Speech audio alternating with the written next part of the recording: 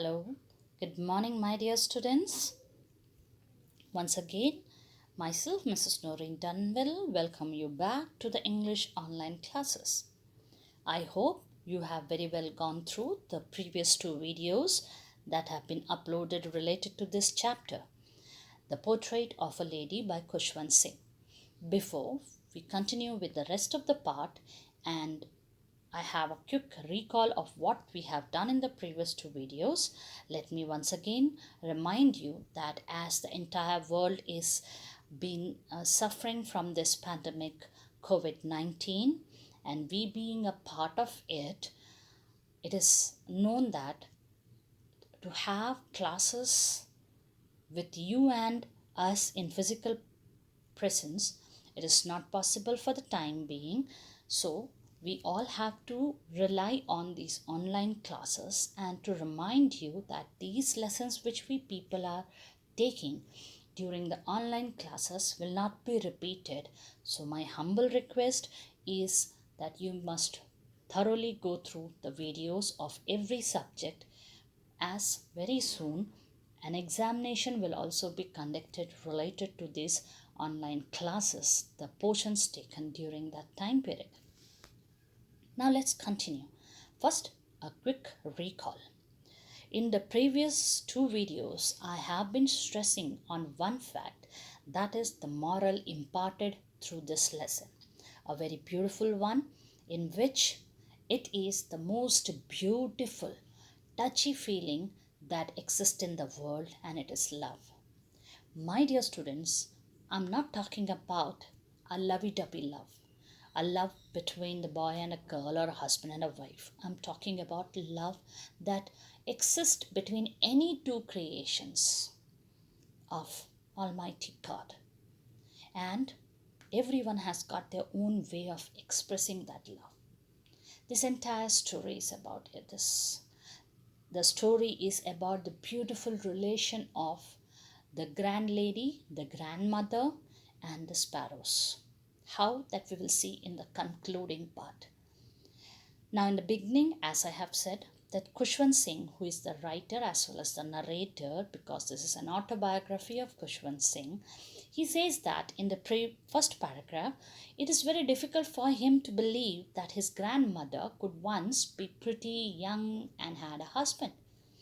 Because as far as he remember, from the time he had seen his grandmother, she seems to be old, with wrinkles all over her face from head to toe. So it was a little difficult for him. Kind of a revolting thought for him to believe that she could be pretty and young. As far as his grandfather was concerned, definitely. He believed that he was very old, and because of the portrait of his which hung over the mantelpiece, where he seems to be somewhat 100 years old. And then in this way he thought that it's not possible at all for either of them to be young, pretty, and had a spouse. Not possible at all. Then in the next para we saw about the physical appearance of the old lady, grand lady. Why I call her grand lady? Because the nature and character she possessed. We will see that all things in the coming up paragraphs. About her it has been said, she is short, fat, and slightly bent. She walks about in the whole house hobbling because she's slightly bent, and she limps while she walks. And she wears on spotless white, and one hand is always resting over her bent or over her stoop, and other will be telling the beads of the rosary. Yes, my dear students, she's very prayerful in nature.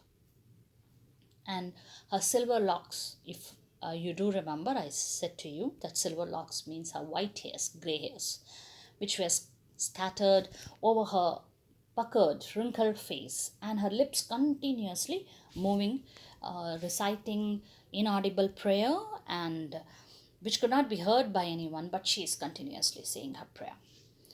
And the most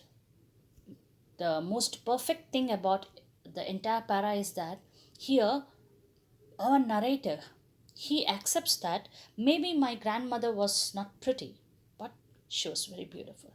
And in this, I told you the difference between being pretty and being beautiful. Pretty is somewhere here about the outer beauty, the physical beauty. And beautiful means the inner beauty, the calmness, the peace which brings grace to a person's face. And here she's been compared to that of the winter landscape of the mountains, an expanse of pure white serenity. Actually, he has compared so because she is a perfect example of peace, calmness, and contentment, satisfaction. And then we have seen in the next para about his face with his grandmother in the village. He was with his grandmother in the village from his childhood when his parents left him with her and went to city, maybe to settle up so that they can have a good life. Not the parents, the entire family. Meanwhile, there was constant companionship between these two, means the grandson and the grandmother, and they were really very good friends.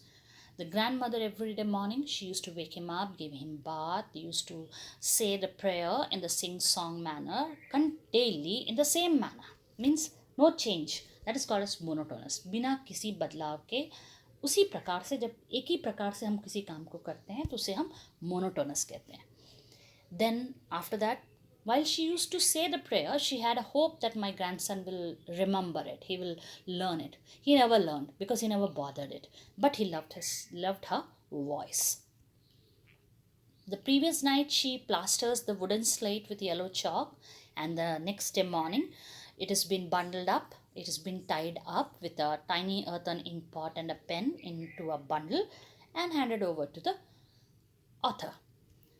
In breakfast, he's having stale chapati with butter and sugar spread over it, and the rest of the stale chapatis, grandmother ties and take for the village dogs. Okay, she's an animal lover. She's generous, she's prayerful, she's beautiful, she's kind-hearted, what not. Such numerous number of qualities this lady possesses, and that's why I call her a grand lady. And then when they go to the village school, the purpose behind it was that he used to go to the village school and she used to sit down in the temple which was next to the school. And while the narrator used to learn alphabets and prayers by the priest, she used to sit down in the temple and read the scriptures. When both of them get over with their work, they used to walk back home and were followed by the village dogs who used to growl and fight over the stale chapatis given to them. Then came the turning point. The turning point in their friendship, because the parents of Khushwant Singh were now settled in the city, and then they thought that now that they are settled, it's time for them to call Khushwant Singh and his grandmother. Okay, after coming to the city, life seemed like it was okay. Everything was same because they both shared the same room. No, but it was not like that. Things have changed.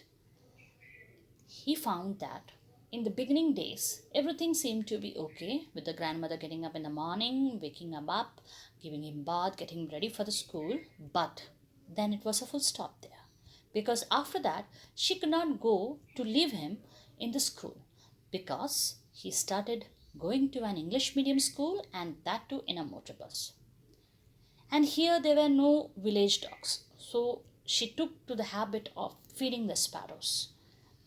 After coming back from school, he used to tell her what he had studied there, but maximum of it were in English. Words, sentences, laws of science, Archimedes principles, everything that just went over her head. She was very upset because she was not able to help her grandson with his studies, with his lessons. But the more upsetting thing, or the more disappointing fact, was that she was totally upset that the school, this English medium school, never teaches anything about God and scriptures. And the devastating thing was that one day the author came back from school very happily and said, "We are going to be taught music lessons." This was the last blow. According to the grandmother, old lady, learning music was something that was the monopoly, means that was related to, or it had lewd association. It was related to lower caste people, निम्न वर्ग के, नीचे जाति के. And who were there? They were harlots and beggars. Beggars, you all know, those who beg, भीख मांगने वाले, and harlots, those who sing and dance and run their livelihood. And it was not at all meant for the gentlefolk, means it was not at all meant for people of high class from good families. Then she didn't say anything, but then she went silent, and her silent very clearly meant she disapproved of this fact. And the author, he says that she stopped talking to him after that. I think in the last two videos we have done till here, so let's continue further. When I went up to university, I was given a room of my own. The common link of friendship was snapped. My grandmother accepted her seclusion with resignation. She rarely left her spinning wheel to talk to anyone. From sunrise to sunset, she sat by her wheel, spinning and reciting prayers. Only in the afternoon she relaxed for a while to feed the sparrows. While she sat in the veranda breaking the bread into little bits, hundreds of little birds collected round her, creating a veritable bedlamp of chirpings. Some came and perched on her legs, others on her shoulders. Some even sat on her head. She smiled but never shooed them away. It used to be the happiest half hour of the day for her. Okay, and another change came. Now our author reached university, means he had entered into the college life. And when he grew big, he was given a separate room. He says that there was only one common link of friendship between the two of them. That was, they were sharing the same room. Now that common link of friendship was snapped, was broken. Snapped, two ways it can be. Snapping, it can be when you are scolding somebody, that is also called as snapping. Here snapping means when something is broken. My grandmother accepted her seclusion with resignation. Here seclusion means loneliness. With resignation means very mutely, very quietly, she accepted this loneliness of her life. But she devoted her life towards other things to come out of this. And what was that? First, she rarely left her spinning wheel. Now you might be thinking, what is a spinning wheel? A spinning wheel is the one which you might have seen that Gandhiji used to use for making cotton threads. जी हाँ, रुई को काटने के लिए जो चरखा use किया जाता था, that is called as spinning wheel. And she used to have a spinning, she was having a spinning wheel. She used to sit down by the spinning wheel from sunrise to sunset. From morning till evening, she used to sit down over there, talking to no one and reciting the prayers while she's spinning the wheel. Yes, but in the afternoon, she used to relax. She used to go to the veranda. There she used to sit down and break the bread into small bits, small pieces. That was the relaxation time for her when she used to sit down in the veranda feeding the sparrows. While she used to do this, hundreds of little birds, you can understand, when two come and sit down on the window side, how much noise they make, and hundreds here we are talking about. They used to collect round her, and they used to create a veritable bedlamp of chirpings. Veritable bedlamp means loud noise of chirping. Chirping is the sound that the bird makes. So they used to make loud noises out of their chirping. Some they used to come and perch on her legs. Perching is the word used for the sitting of a bird. So they used to go and sit down on her legs. Some on the shoulders. Some even sat down on her head also. But she used to smile and never shooed them away. Shooed, S-H-O-O-E-D, shooed. Shooed means chasing away, bhaga dena. And according to the author, this particular time which she used to spend in the veranda, half an hour, that was the happiest half hour of the day for her. Remember this, happiest half hour of the day in the afternoon, which she used to spend in the veranda feeding the sparrows. Let's continue. When I decided to go abroad for further studies, I was sure my grandmother would be upset. I would be away for 5 years, and at her age, one could never tell. But my grandmother could. She was not even sentimental. She came to leave me at the railway station but did not talk or show any emotion.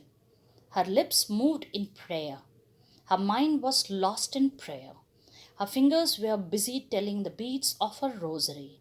Silently, she kissed my forehead, and when I left, I cherished the moist imprint as perhaps the last sign of physical contact between us. Okay, now, village school to city school to college, and now the writer was about to go abroad for his further studies. And he was very sure that his grandmother is going to be upset. Like how it happens in maximum Indian homes. Oh, he's going so far, whether I'll be alive or not, and all those kind of things. Because he was supposed to be 5 years away from home. And the age in which the grandmother was, and you know how it is. No one can tell that whether she will survive all those 5 years to see him coming back to the country. But our grand lady was something different. She was not even sentimental. Okay, so here we come across a very strong side of this old lady. She's a lady of a strong character. We won't say that she's not emotional, but she is not showing her sentiments to block anyone's way. So you can see that she went even to the railway station to leave her grandson, because from there he will go to the airport and he will board a flight from there. And there she did not show any emotions. Instead, as usual, her lips were moving in inaudible prayer. Her mind was also lost in prayer. Her fingers, you know what it used to do, it were busy telling the beads of her rosary. Silently, without saying anything, she kissed the grandson, means Kushan Singh, on his forehead. And he says that when he left, cherished means when you keep on thinking about, loving about something that has happened either in the past or a few minutes ago or a few hours ago or a few days ago. And he was cherishing the moist imprint. Moist means because she kissed him on the forehead, it was wet. So moist imprint means the moistness of the lips, as perhaps the last sign of physical contact between us. He felt that maybe that was the last sign, because she was very old. He didn't expect that after 5 years of his comeback he'll be able to see his grandmother. So he thought that maybe the last sign of physical contact between the two of them. But let us see further. But that was not so. After 5 years, I came back home and was met by her at the station. She did not look a day older. She still had no time for words, and while she clasped me in her arms, I could hear her reciting her prayers. Even on the first day of my arrival, her happiest moments were with her sparrows, whom she fed longer and with frivolous rebukes. What our author thought, he thought that maybe the grand lady won't be able to survive long for those long 5 years that he will be out of the country. But it was not like that. When he came back after 5 years, she was there in a railway station to receive him. Yeah, a strong lady. And he says that she looked the same way how he had left her 5 years back, not even a day older. And this time also, same condition. She was still not talking. but her lips were moving.